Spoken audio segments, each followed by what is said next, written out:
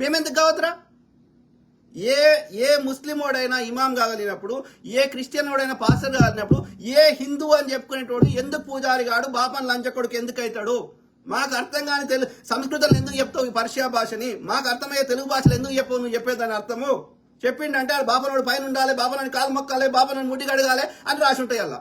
అవి తెలుగులో చెప్పిండనుకో మనం ఓడి గుడికోం. అందుకని లంచకొడుకు చెప్పాడు. మా కాలు మొక్కల లంచకొడుకు, బాపన్ లంచకొడుక. నేను నీ కాలు ఎందుకు మొక్కాలరా? చిన్న పోరాడైన కాలు కూడా నేను వానికంటే డబుల్ ఏజ్ ఉన్నాను కూడా మొక్కాలి.